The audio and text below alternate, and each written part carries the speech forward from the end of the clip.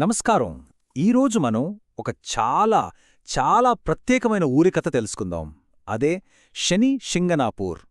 దీని ప్రత్యేకత ఏంటంటే ఇది తలుపులు లేని గ్రామం.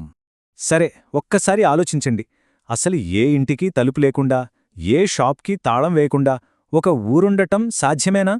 వింటుంటేనే చాలా ఆశ్చర్యంగా ఉంది కదూ. కానీ ఇది నిజం. మన భారతదేశంలోనే మహారాష్ట్రలో సరిగ్గా అలాంటి ఊరొకటుంది. ఇది కథగాదు, కళ్లముందున్న నిజం. మరి ఆ ఊరి కథేంటి? అసలు ఎందుకలా? మన మొదటి భాగంలోకి వెళ్దాం. అదే తలుపులు లేని గ్రామం. ఈ వింత ఆచారం వెనుక ఉన్న ఆ బలమైన నమ్మకమేంటో చూసేద్దాం. ఇక్కడి ప్రజల జీవితం మొత్తం వాళ్ల నమ్మకం చుట్టూనే తిరుగుతోందనమాట. ఇళ్లకు గుమ్మాలుంటాయే తప్ప తలుపులు ఉండవు. మహా అయితే ఓ కట్టెన్ వేలాడుతూ ఉంటుంది. అంతేకాదు, షాపులు, పబ్లిక్ బిల్డింగులు కూడా అంతే. రాత్రిపూట కూడా వాటికి తాళాలు వెయ్యరు. ఎందుకంటే శనీశ్వరుడే తమ ఊరిని కాపాడుతున్నాడని వాళ్లు బలంగా నమ్ముతారు. ఒకవేళ ఎవరైనా దొంగతనం చెయ్యాలని చూస్తే ఆ దేవుడే వాళ్లను శిక్షిస్తాడన్నది వాళ్ల ప్రగాఢ విశ్వాసం. ఈ నమ్మకానికి అంతటికీ మూలం స్వయంభూ అనే ఒక కాన్సెప్ట్లో ఉంది. స్వయంభూ అంటే ఏంటంటే మనుషులు చెక్కింది కాదు, దానంతట అదే. అంటే స్వయంగా వెలిసిన దైవమనమాట. ఈ ఊరి కథకు ఇదే అసలు పునాది. సరే, ఇప్పుడు రెండో భాగానికి వెళ్దాం. అస్సలు ఈ వింత సంప్రదాయం ఎలా మొదలైంది, దాని వెనుకున్న కథేంటో తెలుసుకుందాం. వందలేళ్ల కిందట జరిగిన కథ ఇది. కొంతమంది గొర్రెల కాపర్లకు ఒక పెద్ద నల్లటి రాయి కనిపించింది. దాన్ని ఒక కర్రతో పొడిచి చూశారు, అంతే. ఆ రాయి నుంచి రక్తం కారణం మొదలైంది. ఇక ఆ రోజు రాత్రి ఒక కాపరి కలలో శనిదేవుడు కనిపించి ఆ రాయి తన స్వయంభూ రూపమని చెప్పాడు. అంతేకాదు, ఒక మాట కూడా ఇచ్చాడు. తనని ఆరుబయటే ఆకాశం కిందనే ఉంచితే ఆ ఊరిని తానే కాపాడతానని చెప్పాడు. కలలో ఆ దేవుడు ఏమన్నాడంటే, ఈ ఆకాశమంతా నాకే పైకప్పు, నాకు గుడి గోపురంలాంటివి ఏమీ అక్కర్లేదు, ఆరుబయట ఒక వేదికుంటే చాలు. ఆ మాటే ఈ పుణ్యక్షేత్రానికి అంత ప్రత్యేకతను తెచ్చిపెట్టింది. అందుకే చూడండి, ఇప్పటికీ శనిదేవుడి విగ్రహం ఏ కట్టడం లేకుండా ఆరుబయట ఉంటుంది. సరే, ఆ కథ అలా ఉంటే ఇప్పుడు మనం వర్తమానంలోకి వద్దాం. శనీశ్వరుడి నీడలో ఈ రోజుల్లో అక్కడి జీవితమెలా ఉందో చూద్దాం. ఆ నమ్మకం ఎంత బలమైనదో చెప్పడానికి ఈ ఒక్క నంబర్ చాలు. ప్రతిరోజూ సుమారుగా 30,000 నుంచి 45,000 మంది భక్తులు ఈ ఆరుబయట గుడిని దర్శించుకోడానికి వస్తారు. అంటే మామూలు విషయం కాదు.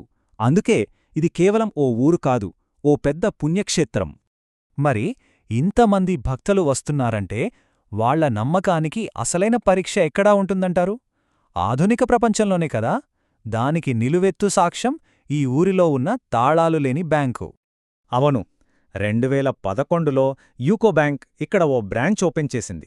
ఇది దేశంలోనే మొట్టమొదటి లాక్లెస్ బ్యాంక్.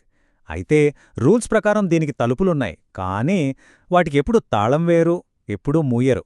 ఆలోచించండి, ఒకవైపు ఆధునిక బ్యాంకింగ్, మరోవైపు ఇంతటి ప్రగాఢ విశ్వాసం. భలే ఆశ్చర్యంగా ఉంది కదూ. అయితే అన్నీ అనుకున్నట్టుగా సాఫీగా జరగలేదు. కాలం మారుతున్న కొద్దీ ఈ నమ్మకానికి కూడా కొన్ని పరీక్షలెదురయ్యాయి.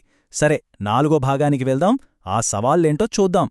ఏళ్ల తరబడి, అసలు శతాబ్దాల పాటు దొంగతనమే జరగలేదనేది వాళ్ల నమ్మకం. కాని ఆ నమ్మకం పునాదులు కదిలిపోయేలా ఓ సంఘటన జరిగింది. 2010-2011 సంవత్సరాల్లో మొదటిసారిగా ఆ ఊళ్ళో దొంగతనాలు జరిగాయని అధికారికంగా కేసులు ఫైలయ్యాయి. ఇది నిజంగా గ్రామస్తుల విశ్వాసాన్ని ఒక పెద్ద పరీక్షకు గురిచేసింది. కాని ఊరు ఎదుర్కొన్న సవాలు ఇది ఒక్కటే కాదు. ఇంకో సమస్య దొంగల నుంచి రాలేదు, వాళ్ల సంప్రదాయం నుంచే వచ్చింది. దాదాపు 400 ఏళ్లుగా మహిళల్ని గుడిలోని గర్భగుడిలోకి అడుగుపెట్టనిచ్చేవారు కాదు. కాని 2016లో దీనికి వ్యతిరేకంగా ఓ పెద్ద ఉద్యమమే మొదలైంది. తృప్తి దేశాయ్ అనే యాక్టివిస్టు నాయకత్వంలో 100 మంది మహిళలు తమ హక్కు కోసం పోరాడారు. చివరికి బాంబే హైకోర్టు ఓ చారిత్రాత్మక తీర్పిచ్చింది. దాంతో ఏప్రిల్ 8, 2016న 100 ఏళ్ల నిరీక్షణకు తెరపడింది. మహిళలు మొదటిసారిగా గర్భగుడిలోకి అడుగుపెట్టారు. ఇది ఆ ఊరి విశ్వాస చరిత్రలోనే ఓ పెద్ద మలుపు. ఇక చివరి భాగానికి వచ్చేశాం. ఇదంతా చూశాక ఆధునిక ప్రపంచంలో విశ్వాసం పాత్ర ఏంటి అనేదాని గురించి కాస్త మాట్లాడుకుందాం. శని సింగనాపూర్ కథ అంటే అది కేవలం ఓ ఊరి కథ కాదు. ఒకవైపు తరతరాలుగా వస్తున్న అచంచలమైన విశ్వాసం, మరోవైపు ఆధునిక జీవితం తీసుకొస్తున్న సవాళ్లు, ఒత్తిళ్లు. ఈ రెండింటి మధ్య నలిగిపోతున్న ఒక ప్రదేశానికి ఇది సజీవ సాక్ష్యం. చివరిగా ఒక ప్రశ్నతో ఈ వివరణను ముగిద్దాం. ఇలా ప్రాచీన కాలం నాటి నమ్మకాలు, ఆధునిక ప్రపంచపు వాస్తవాలు రెండూ ముఖాముఖి తలపడినప్పుడు ఏది మారుతుంది? నమ్మకం మారుతుందా? లేక మన జీవన విధానం దానికి తగ్గట్టుగా సర్దుకుపోతుందా? దీని గురించి ఆలోచించటం మన అందరి వంతు.